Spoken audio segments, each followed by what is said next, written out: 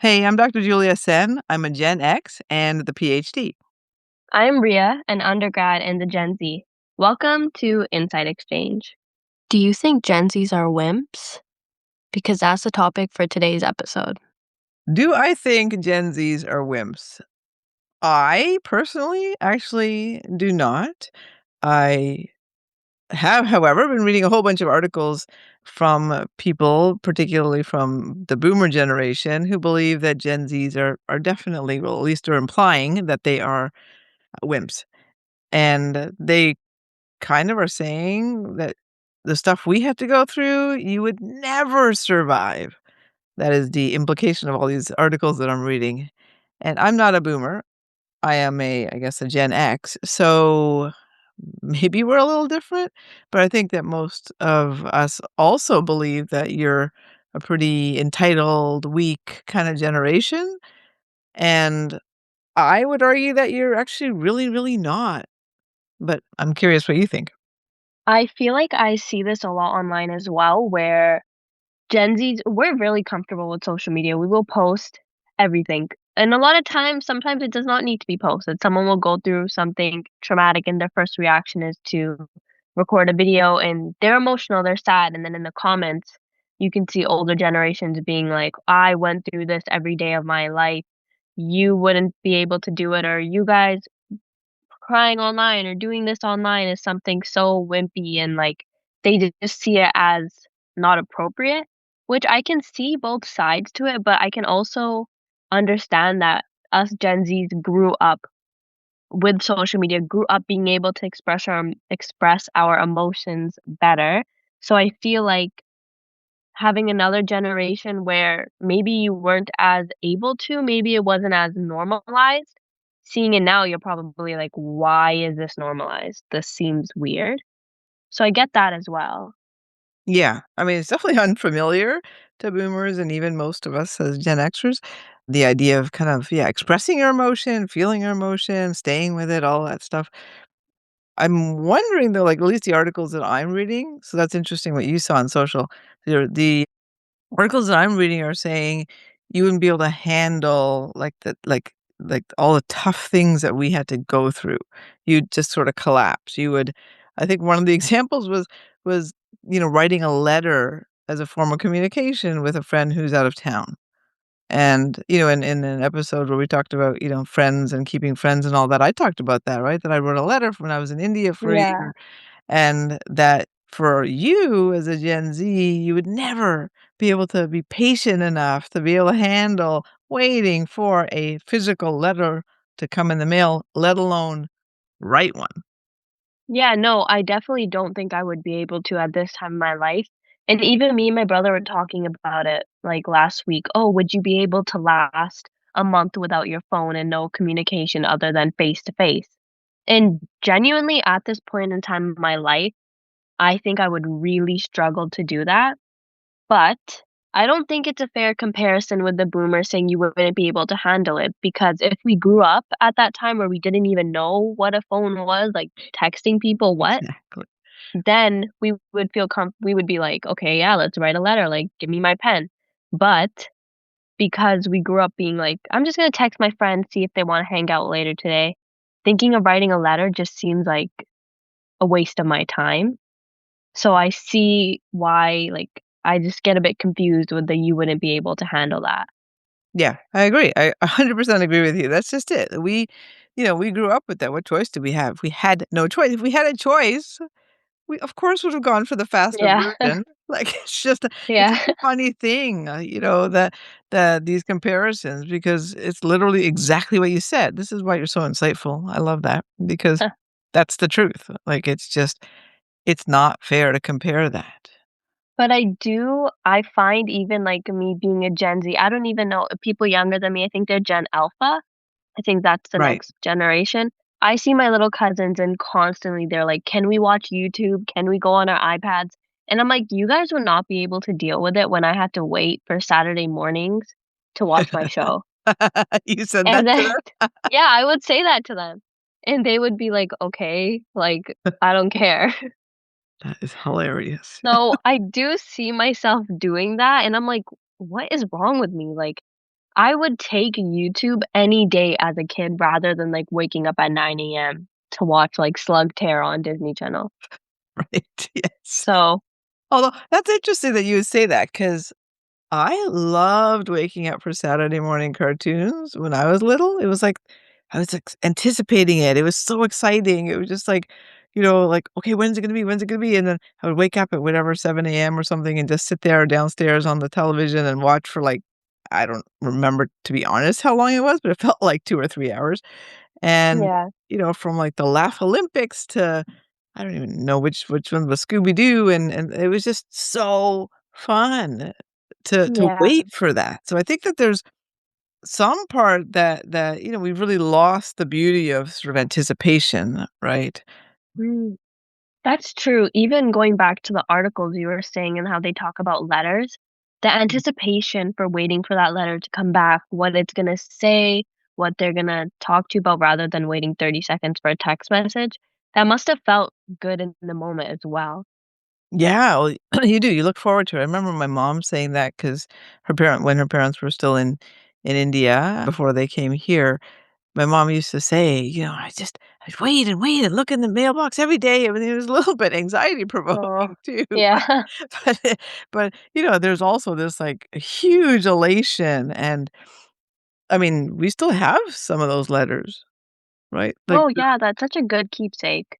yeah, it's so precious, but, for texts or I mean, you know what I mean? Like, you don't have a beautifully written text that expresses yourself or shares what's been going on. Like, it's not all in one spot the way I have in these letters from my grandparents. Yeah, and I definitely think that if I got a letter and someone wrote me a letter and I need to write it back now, I would actually take my time, write it properly, make sure it sounds nice rather than when I get a text message saying, "What's new?" I'm just like, "Hey, nothing much, just chilling." Like, that's Right. usually how I write it rather than, "Hey, I've been working, I'm tired, just, like, taking time to relax."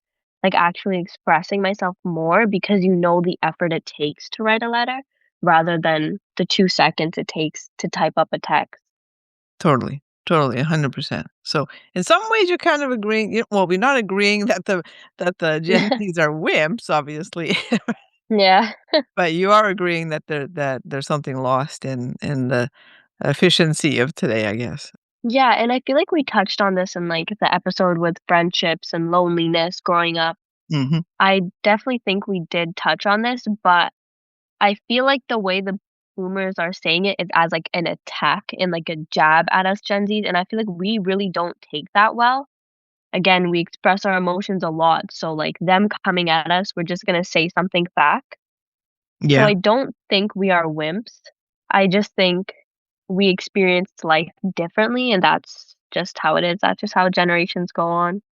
100%. I mean, as you're talking about, like, so since we're on the topic of, whether or not I don't know if this is even a fair word to be saying, but the word wimp, it's how they would describe it then, is like when I talk to my husband, his mom, who grew up in Australia, like, she literally this is only, like, this is my children's grandmother. This is not, like, way far it's, like, back in Mhm. generations. It's one generation before us, and she used to, like, ride I'm probably getting this a little bit wrong, but generally speaking, she used to ride a horse to school, but they What? had to cross a river.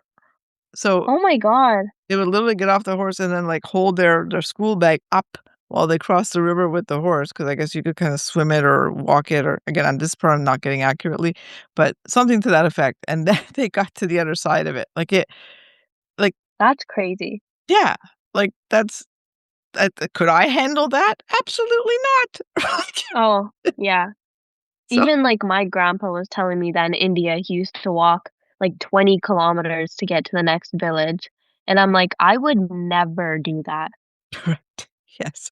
So, but the Never." question is, could we actually if we had no choice? I mean, we could. Well, I'd have to, like, be ready, like, have water on me and stuff, but, like, Sure. I could.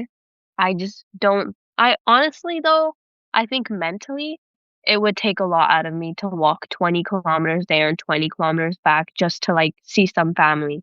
I would that would take a lot out of me. Sure. Yeah. Yeah, but I think bottom line is coming down to choice, right? Like, if I had no choice and I couldn't see my family if I didn't do that, then I probably would, Yeah, right? there's that as well. But then it comes down to, like, our grandparents or sometimes even our parents telling us, like, "Oh, you wouldn't be able to do that. I used to walk 20 kilometers to school," and I'm like, "Okay, well, I have a car now." Right. So, it's just different. For sure, for sure.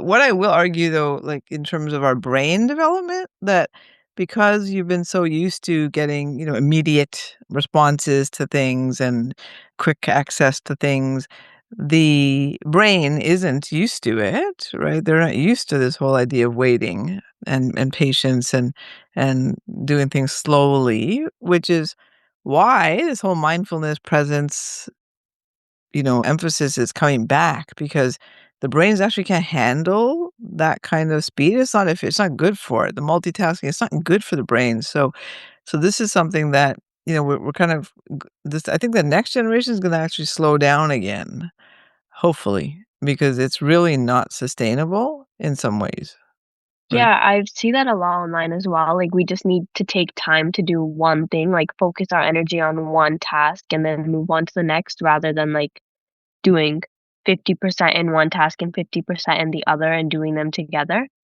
Yeah. Yeah. I think I think our older generations did do that more because there was less things to focus on. Now it's like Mm. we're washing dishes, but our phone, someone is texting us, so we're trying to read the message, talk to Siri to reply, but also wash the dishes. Yeah. When, like, before it was like, "Let me just look out the window and wash the dishes because that's what I'm like, what else should I do?"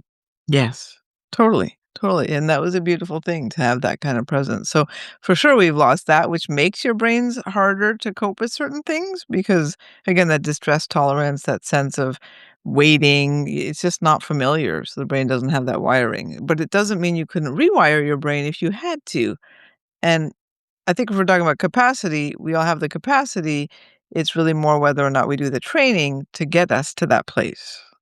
Yeah, that makes sense. Yeah. The one thing I do wanna sort of say is that, when I was reading that article, I was getting a little annoyed because 'cause I'm like, "It's not fair to just judge the Gen Zs as incapable of handling all the hard things that they used to handle." It's not fair because, again, of the way we're also raising you, like, that's a bit on us. So if we haven't taught you how to be patient, meaning we ourselves couldn't handle your, say, tantrum because you weren't getting what you wanted and then we gave in, well, then you're gonna be like, "Well, there you go. You gave in." Yeah. That means, we're not actually helping you. We have to be able to handle your tantrum in a way that, "Okay, if I say no, I mean no." And I can sit with you, I can empathize with you, I can say, "No, that's really hard not to get that right now, or not to be able to do that right now, or not to watch that show, next, and I'm here, let's go do something else." Like, we have to have that skill and build that skill, but that's something that we typically don't do. We just go, "Oh, this kid is impossible," and "This kid's impossible, can't handle them, this is ridiculous," and then we just say, "Whatever, just take it then." Right? Just have Yeah. it then. But that's where we have to be more conscious of how we are taking care of ourselves because, yeah, a tantrum can really get on our nerves and it can deplete us, so it's gonna be easy to cave, until we start changing that within ourselves, it's unfair to say to you that you're, you know, not patient, that you couldn't handle something. Yeah, and I definitely don't think the boomers are thinking about, "Hey, well, I raised the Gen X's to be a certain way, and then the Gen X's raised the Gen Z's to be a certain way." So at the end of the day, it comes back to the older generations because a lot of the times the way we grew up and the way how we were parented affects how we are as people, like our patience, our like affection, our all these different things. Some of it comes from the way we were parented. For sure. So at the end of the day, the way the boomers parented the Gen X's and the way the Gen X's parented the Gen Z's kinda comes back to the boomers at the end of the day. We're wimps because of the way you guys raised us. Wimps in quotation marks, but it's just how things went. Yeah, exactly, and I think that I mean, the way I look at parenting, because I do parenting stuff, obviously, is it's never to blame the parent. It can come across as I'm blaming the parent, but I'm really not. It's really hard to handle a tantrum. It's overstimulating, it's overwhelming. It's like, just, we just want you to stop. Um, Yeah. and there's so much stimulation in the world right now that how could you not be tantruming? You're overwhelmed also. So it's kind of a very difficult time for parenting and for kids in terms of that. So I want to have compassion for everybody.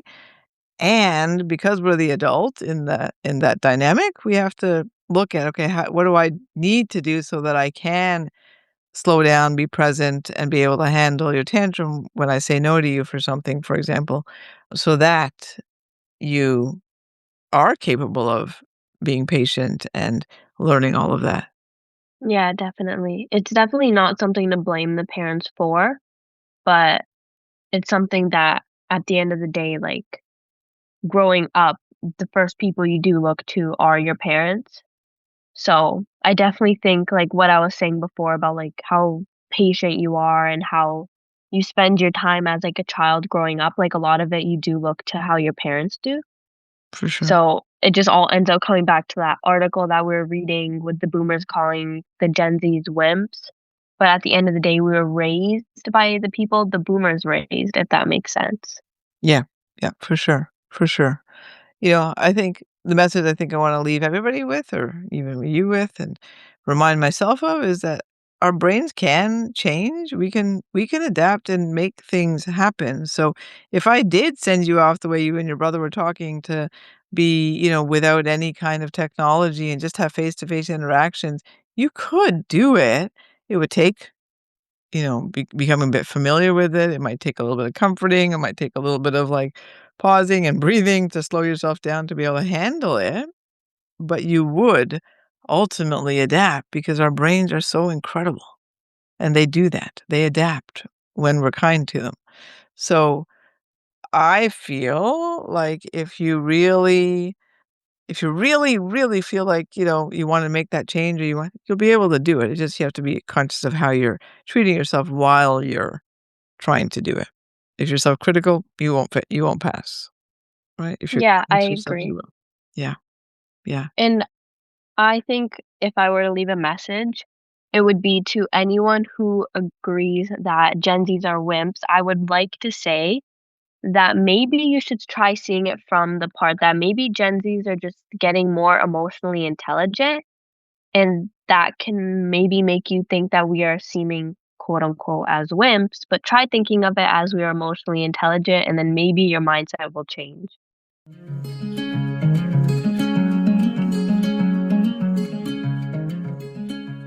Thanks so much for listening, and just a reminder that the information that you are hearing through the podcast, whether that's through us or through anybody we might be interviewing, that the content is not meant to be therapeutic in any way. It is not therapy. If you do feel like you need some support, please go and seek out a mental health provider. The information is really meant for educational and entertainment purposes. Thanks again, and don't forget to follow.